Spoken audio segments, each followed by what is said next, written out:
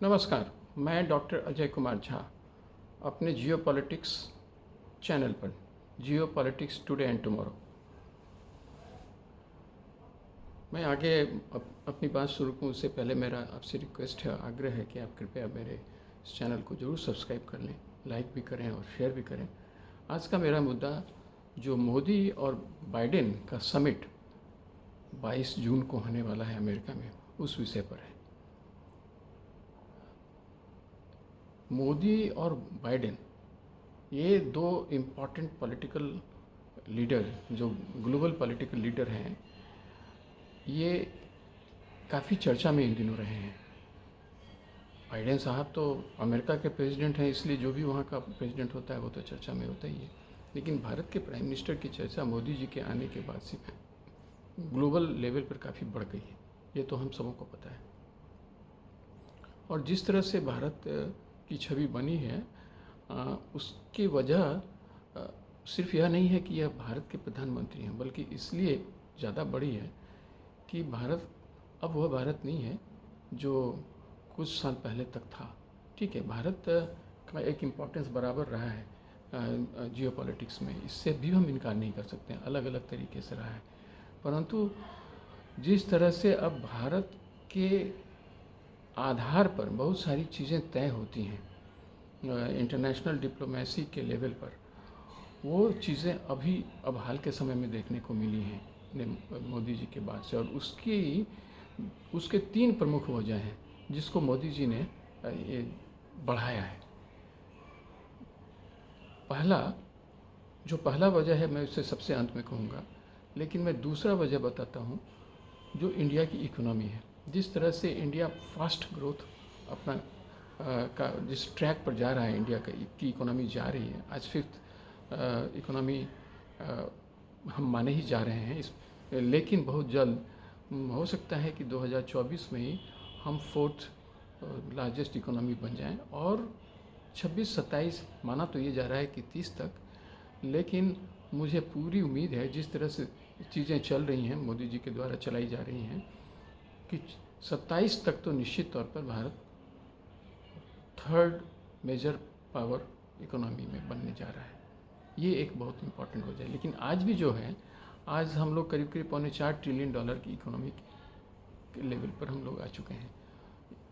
England पीछे छूटा है, ये कोई बहुत, ये तो है ये, लेकिन अभी और भी लोग छूटेंगे, और भी कुछ कंट्रीज छूटने वाले हैं, उसमें जर्मनी और जापान भी है।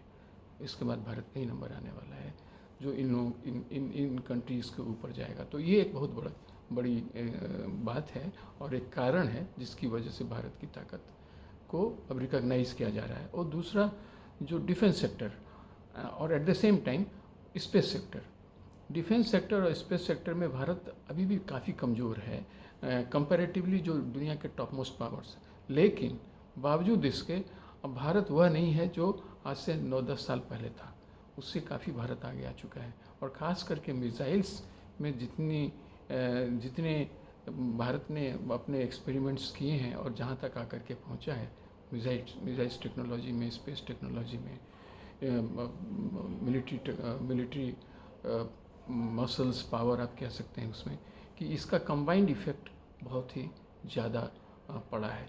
और इसके बैकग्राउंड में अगर आप देखिए तो 2020 में जिस तरह से चाइना को भारत ने हैंडल किया, कि पूरी दुनिया को एक बहुत बड़ा मैसेज गया कि भारत कैन नॉट ओनली, उसे चाइना को सिर्फ बातों में ही नहीं, वो मिलिट्री लेवल पर India can stand up to China.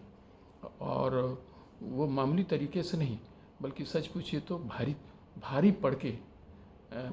पड़ना जो हम कह सकते हैं हिंदी में अगर, तो कुछ उसी तरह से हुआ था भारत ने जिस तरह से चाइना को रोका था गलवान वैली में। और उसके बाद भी चीज़ें मिलिट्री प्रिपेयर्डनेस या जिस तरह की चीज़ें अभी चल रही हैं, उससे चाइना को ये मैसेज बहुत क्लियर मिल चुका है कि भारत को उस तरह से वो जो सलामी स्लाइसिंग करके अब भारत के ऊपर आगे नहीं बढ़ा जा सकता है, ये मैसेज। तो 2 मैसेज जो मोदी जी के आने के बाद से दुनिया को दिया गया, उसमें इकोनॉमी पावर और मिलिट्री पावर। और तीसरी बात जो मैं सबसे पहले कहना चाहता था, जिसका पहला उपयोग मोदी जी ने किया और प्रयोग भी किया, वो कि इंडियन डायस्पोरा। इंडियन डायस्पोरा दुनिया में हर जगह मौजूद है और उसे कभी इस तरह से भारत की ताकत को बढ़ाने के लिए इस्तेमाल नहीं किया गया था। मोदी जी ने पहली बार इसको इस्तेमाल किया। अब लोग इसे समझे नहीं, शुरुआत में यह समझ बनी नहीं, लेकिन आहिस्ते आहिस्ते, ये मेरा अपना एनालिसिस है कि इंडियन डायस्पोरा का रोल इसमें ज़बरदस्त तरीके से कंट्रीब्यूट हुआ।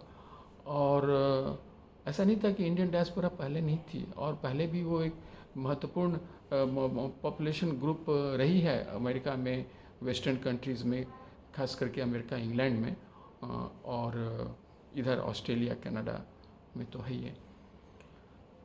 लेकिन उसका दिग्दर्शन कराना, उसकी ताकत का अनुभव कराना, वहाँ की राज सत्ता को जहाँ जहाँ ये लोग हैं, ये बहुत बड़ी बात है और ये मोदी जी ने कराया। इसकी वजह से भारत की ये 3 जो पैरामीटर्स हैं, इस पर मोदी जी ने इतनी तेज़ी से और इतनी मजबूती से काम किया कि भारत की छवि को उसका फ़ायदा मिला।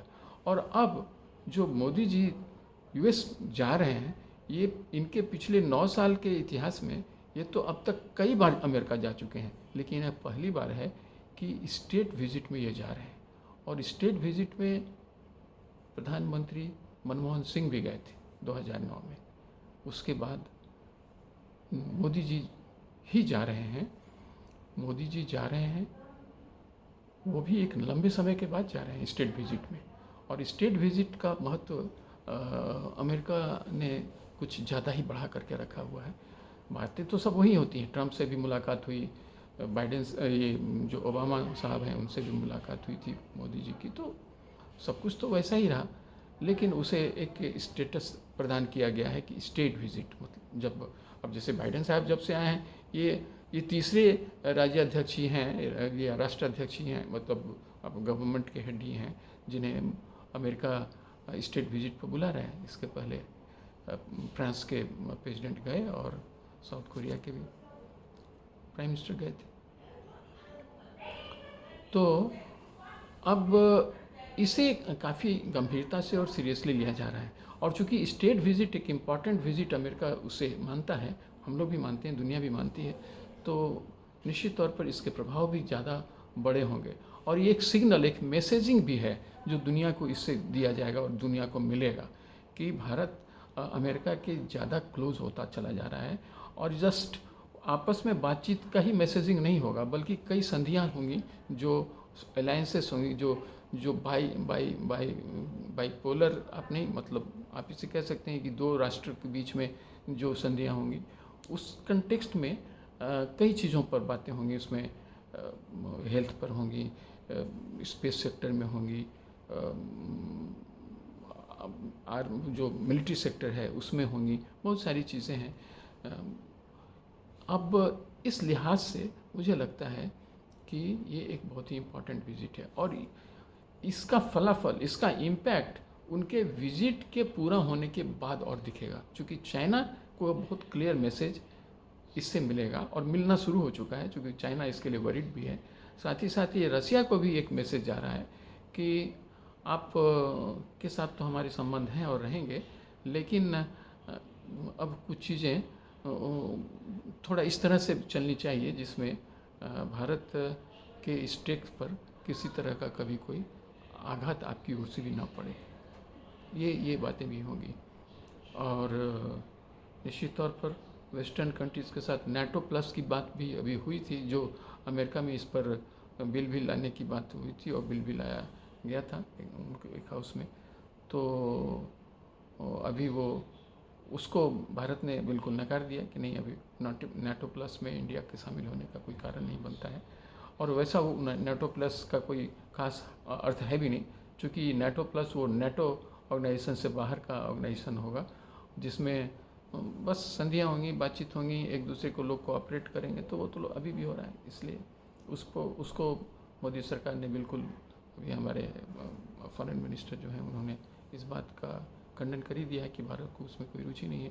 लेकिन इसके बावजूद भी चीज़ें बड़ी होकर के निकल रही हैं और भारत उस लेवल पर जा रहा है जहाँ अमेरिका के साथ 1-to-1 रिलेशनशिप बन रहे हैं। आगे भी बात करते रहेंगे जियो पॉलिटिक्स में। अभी मोदी जी जाने ही वाले हैं, वहाँ से लौट कर आते हैं, तब फिर हम लोग उस पर भी बात करेंगे। थैंक यू, जय Hind. Please subscribe my channel. एक बार मैं फिर आपसे आग्रह